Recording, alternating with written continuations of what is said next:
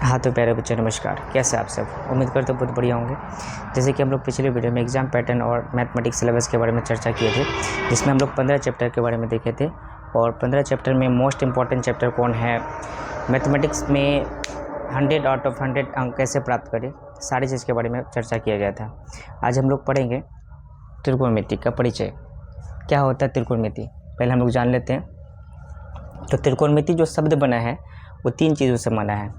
पहला ट्री, दूसरा गोनो और तीसरा जो है मैट्री। ट्री का अर्थ होता है 3 और गोनो का अर्थ होता है भुजाएं और मैट्री का मतलब होता है मापन। अगर इसका डिफिनेशन चाहेंगे आप लोग तो ये हेडलाइन में ही छुपा हुआ है। जैसे कि त्रिकोणमिति किसे कहते हैं, तो लिखा हुआ है यहाँ पे, ऐसा विषय वस्तु जिसमें 3 भुजाओं के या 3 कोनों के मापने का अध्ययन किया जाता है उसे हम लोग त्रिकोणमिति कहते हैं। एक बार फिर से, ऐसा विषय वस्तु जिसमें 3 भुजाओं के या 3 कोनों के मापने का अध्ययन किया जाता है उसे त्रिकोणमिति कहते हैं। इसका जो यूज़ होता है वो समकोण त्रिभुज में होता है। त्रिकोणमिति का यूज़ किस त्रिभुज में होता है, तो समकोण त्रिभुज में होता है। तो आइए हम लोग पहले समकोण त्रिभुज को समझते हैं। जैसे कि अगर हम लोग ये समकोण त्रिभुज है, इसका हम लोग नेमिंग कर ले तो इसको ए मानते हैं, बी और ये सी। तो कौन सा कोण समकोण होगा, तो बी कोण हमारा समकोण हो जाएगा, दैट इज़ 90 डिग्री का कोण हो जाएगा। अगर हम लोग यहाँ पे थीटा ले तो थीटा के सामने वाला भुजा क्या हो जाता है, तो हमारा लंब हो जाता है, जिसको शॉर्टकट में पी बोला जाता है, क्योंकि परपेंडिकुलर हम लोग कहते हैं लंब को इंग्लिश में। और 90 डिग्री के एंगल के सामने वाला भुजा जो हो जाते हैं वो हो जाते हैं हमारा कर्ण। कर्ण को शॉर्टकट में एज बोला जाता है, क्योंकि इसको इंग्लिश में हाइपोटेनियस कहा जाता है। उसके बाद इसको आधार बोला जाता है, जो बच गया उसको आधार बोलते हैं, और शॉर्टकट में इसको बी बोलते हैं, क्योंकि इंग्लिश में बेस बोला जाता है। तो अगर बोला जाए कि यहाँ पे अगर थीटा रखे, थीटा अगर ये एच जो है कभी भी चेंज नहीं होती है, एच हमेशा फिक्स रहते हैं और पी और बी हमेशा चेंज हो जाते हैं। तो अगर हम लोग यहाँ पे थीटा रखे हैं तो इसके सामने वाला जो भुजा होते हैं वो पी होते हैं। थीटा के सामने वाला भुजा क्या होते हैं, पी होते हैं। जो बच गया वो आधार होते हैं, और कर्ण वही होते हैं जो 90 डिग्री एंगल के सामने है। अगर हम लोग इस थीटा को अगर हम लोग यहाँ रखते तो ये गलत हो जाता। थीटा अगर हम लोग यहाँ रखेंगे तो ये हमारा पी हो जाएगा और ये लंब हो जाएगा, कर्ण हमारा वहीं रह जाएगा। तो कर्ण फिक्स रहता है। तो अगर आप लोग को बोला जाए सबसे बड़ी भुजा, सबसे बड़ी भुजा, तो क्या हो जाएगा एच। और छोटी भुजा, छोटी भुजा तो पी होगा, बी होगा या फिर पी हो जाएगा, बी या तो पी। एक फॉर्मूला है, एच स्क्वायर बराबर P square plus B square, ये फॉर्मूला होता है। इस फॉर्मूला को सबसे पहले किस गणितज्ञ ने दिया था, तो हमारा पाइथागोरस साहब ने। पाइथागोरस साहब, जिसका नाम पड़ा पाइथागोरस प्रमेय, पाइथागोरस प्रमेय। इसको हिंदी में बोला जाता है, एच को कर्ण बोलते हैं इसलिए कर्ण का स्क्वायर बराबर, पी को लंब बोलते हैं इसलिए लंब का स्क्वायर जोड़ आधार का स्क्वायर। तो आप लोग समझ गए होंगे किसे पी बोलते हैं, किसको बी बोलते हैं और किसको एच बोलते हैं। अगर यहाँ पे थीटा होगा तो इसके थीटा के सामने वाला भुजा पी होता है, और यहाँ पे थीटा रहेगा तो थीटा के सामने वाला भुजा पी होता है। आइए अब समझते हैं हम लोग पाइथागोरस प्रमेय को कुछ एग्जाम्पल लेकर। जैसे कि अगर आपको बोला जाएगा 3, 4, 5 क्या एक समकोण त्रिभुज का भुजाएं हैं, तो इसको हम लोग जानते हैं सबसे बड़ी भुजा जो होती है वो एच होते हैं। जैसे कि एच 5 क्या हो जाएगा, एच हो जाएगा, और 3 और 4 या तो पी होगा या तो बी होगा या तो पी हो जाएगा, ठीक है। तो इसमें हम लोग पाइथागोरस प्रमेय लगाते हैं। पाइथागोरस प्रमेय अभी बताया गया था आप लोग को, एच स्क्वायर बराबर P square plus B square होता है। और जिसमें पाइथागोरस प्रमेय लागू हो जाएगा वो समकोण त्रिभुज ही होगा, समकोण त्रिभुज का ही भुजा होगा। अगर ये प्रूफ हो गया एच स्क्वायर बराबर P square plus B square, तो ये समकोण त्रिभुज का भुजा होगा, और नहीं हुआ तो नहीं होगा। तो देखिए एच हमारा क्या हो गया 5, तो 5 का स्क्वायर बराबर पी क्या है, तो पी आप किसी को भी मान सकते हैं 3 या 4 में से, तो जो बड़ा है उसको मान लीजिए 4 का स्क्वायर प्लस 3 का स्क्वायर, 5 का स्क्वायर जो होता है वो 25 होते हैं और 4 का स्क्वायर 16 प्लस 3 का स्क्वायर 9, तो 25 बराबर क्या हो जाएगा 16 9 25। तो देखिए ये समकोण 25 बराबर 25 LHS बराबर RHS हो गया। इसका मतलब समझ जाइए कि ये समकोण त्रिभुज का तीनों भुजा हो सकते हैं। दूसरा हम लोग क्वेश्चन लेते हैं 5 12 13। इसको हम लोग जांच करेंगे कि यह समकोण त्रिभुज का भुजा है या नहीं। तो फॉर्मूला हम लोग जानते हैं एच स्क्वायर बराबर P square plus B square. Formula क्या होता है एच स्क्वायर बराबर P square plus B square.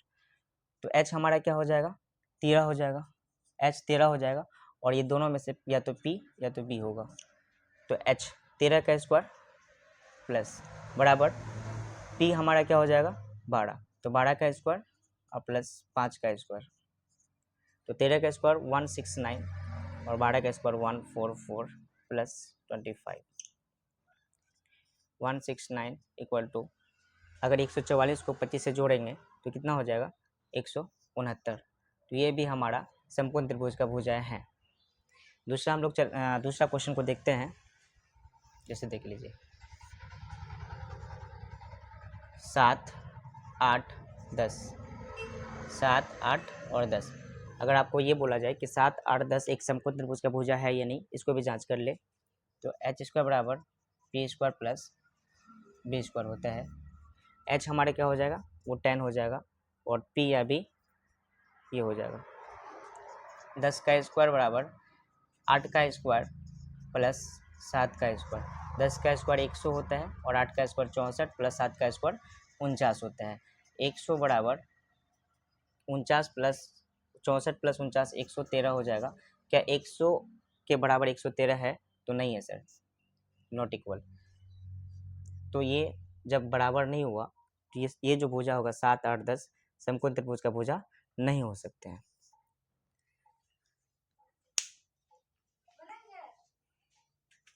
Pythagoras प्रमेय के कुछ अन्य फॉर्मूला को, जैसे कि एच स्क्वायर बराबर P square plus B square, ये पाइथागोरस प्रमेय का फॉर्मूला है।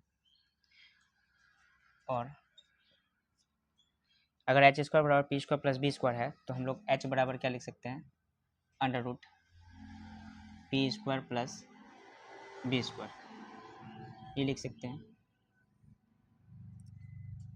सेम इसी तरह अगर हम लोग को पी निकालना हो, एच स्क्वायर बराबर P square plus B square, इसी से अगर हम लोग को पी निकालना हो, पी स्क्वायर निकालना हो, तो पी स्क्वायर बराबर क्या हो जाएगा तो H square minus B square. जब भी घटाएंगे तो बड़ी में से घटाएंगे, तो पी स्क्वायर बराबर H square minus B square, या तो पी बराबर under root H square minus B square हो जाएगा। उसी तरह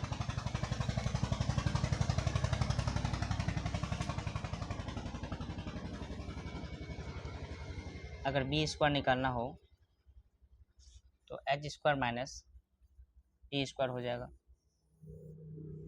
या सिर्फ बी चाहिए तो बी बराबर under root H square minus A square हो जाएगा। ये फॉर्म इंपॉर्टेंट होने वाला है, जितना भी फॉर्मूला दिख रही है इंपॉर्टेंट होने वाला है, आप लोग इसको नोट कर लीजिएगा। अब हम लोग पढ़ेंगे ट्रिगोनोमेट्रिक फंक्शन, जिस फंक्शन को हम लोग हिंदी में फलन बोलते हैं और ट्रिगोनोमेट्रिक फंक्शन को शॉर्टकट में टीएफ बोला जाता है। तो ट्रिगोनोमेट्रिक फंक्शन कितने होते हैं, टीएफ जो होते हैं टीएफ 6 होते हैं। कौन कौन, तो sine theta, cos theta, tan theta, cosec theta, sec theta, cot theta. और साइन थीटा का जो अपोजिट होते हैं वो कोसेक थीटा होते हैं। कॉस थीटा का जो अपोजिट होते हैं वो सेक थीटा होते हैं। और टेन थीटा का तो अपोजिट जो होते हैं, टेन थीटा का अपोजिट कॉट थीटा होते हैं। जब साइन का अपोजिट कोसेक, तो कोसेक का अपोजिट भी हो सकता है साइन, ठीक है। और कॉस्ट का अपोजिट अगर सेक होगा तो सेक का अपोजिट कॉस हो जाएगा, बिल्कुल सही। कॉस्ट का अपोजिट सेक होगा तो सेक का भी अपोजिट कॉस हो जाएगा, समझ रहे हैं। टेन का अगर उल्टा कॉट होगा तो कॉट का भी उल्टा टेन हो जाएगा। आशा करते हैं इस चीज़ को भी आप लोग समझ गए होंगे। अब हम लोग समझेंगे त्रिकोणमितीय अनुपात। त्रिकोणमितीय अनुपात, त्रिकोणमितीय अनुपात। त्रिकोणमितीय फंक्शन जो होते हैं वो 6 होते हैं, तो उसी का जो हम लोग अनुपात देखेंगे, जैसे कि साइन थीटा। साइन थीटा का जो अनुपात फॉर्मूला हो जाएगा P/H हो जाएगा। और कॉस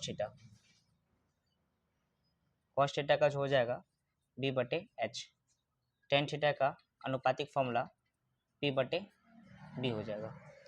जैसे कि आप लोगों को बताया गया यहाँ पे साइन का उल्टा कॉसेक, तो साइन थीटा का जब रेशियो का फॉर्मूला P/H, तो साइन का उल्टा जब कॉसेक होगा, कॉसेक थीटा, तो कॉसेक थीटा का रेशियो फॉर्मूला हो जाएगा, इसका अपोजिट, ये P है ये H है, तो इसका अपोजिट हो जाएगा H/P। कॉस थीटा का जो उल्टा होता है वो सेक थीटा, और सेक थीटा का रेशियो फॉर्मूला हो जाएगा H/B।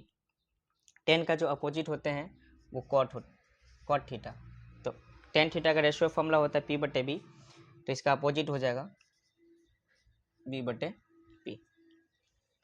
तो इसको आप लोग समझ गए होंगे, इसको अच्छे से नोट कर लीजिएगा आप लोग। आशा करते हैं कि आप लोग 8.1 का सारा कॉन्सेप्ट को समझ गए होंगे, और हम लोग नेक्स्ट वीडियो में 8.1 का सारा क्वेश्चन को करवा देंगे। तो आज के क्लास यहीं तक। जय हिंद, जय भारत।